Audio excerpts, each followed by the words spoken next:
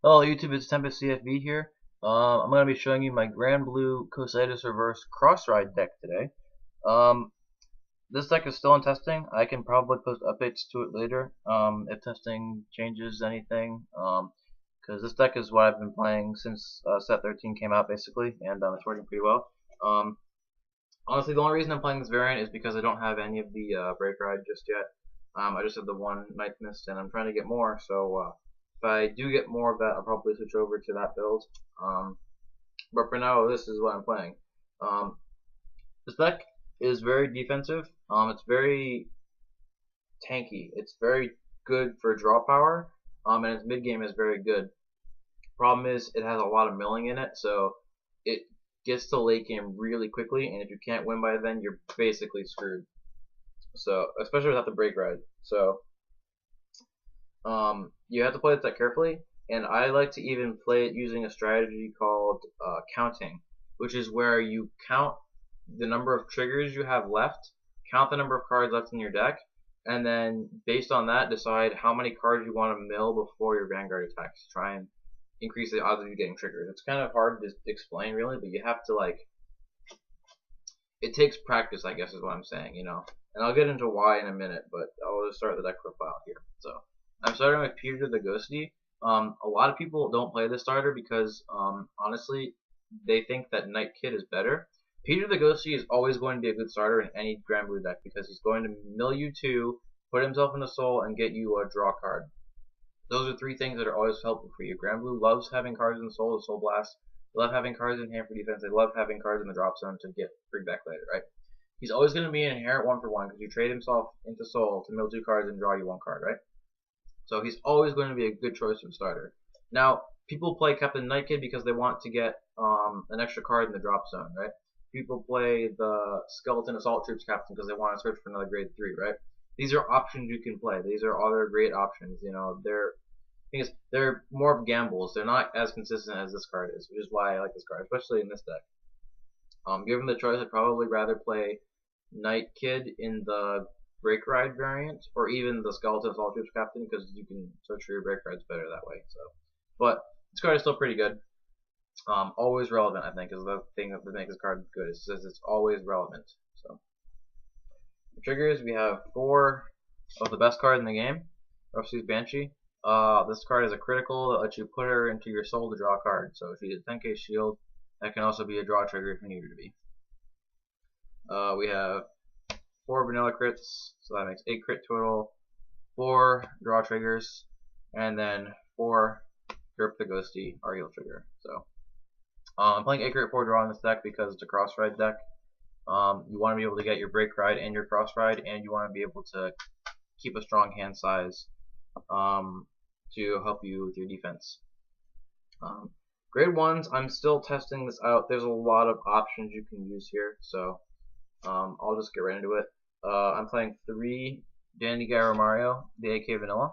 Put him behind your Vanguard, and he swings for 23 if it's Cocytus, 21 if it's Cocytus Reverse, so pretty good.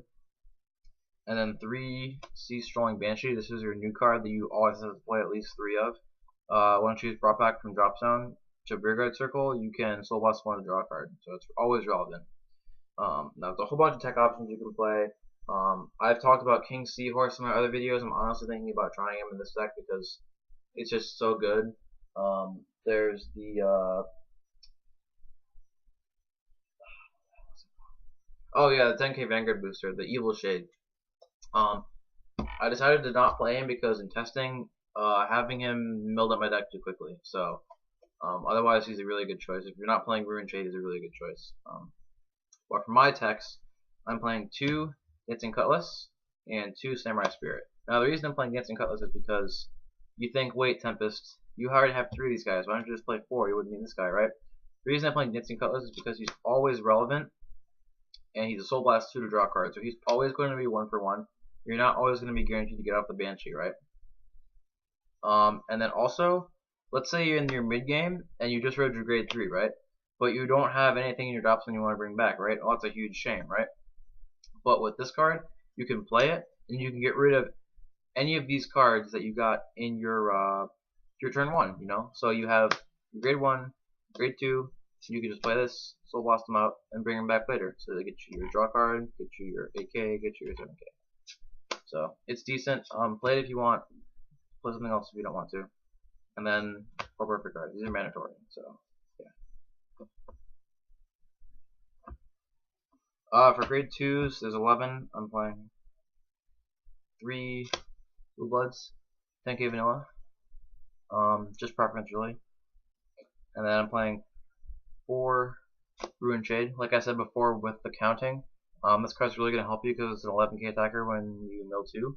And it's a 9K besides, so it's very good. And I'm playing actually 4 of the Corrupt Dragon.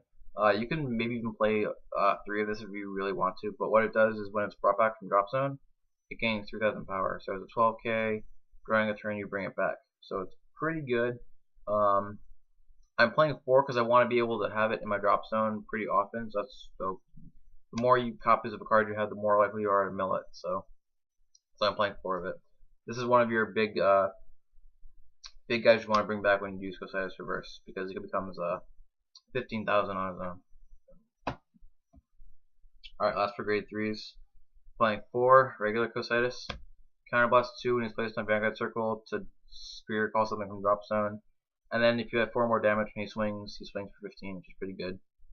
And then Cocytus Reverse, the Crossride for him. So he lets you lock a unit and mill 3 cards to bring back any Grand Blue from your drop zone and give it 3,000 power for that turn.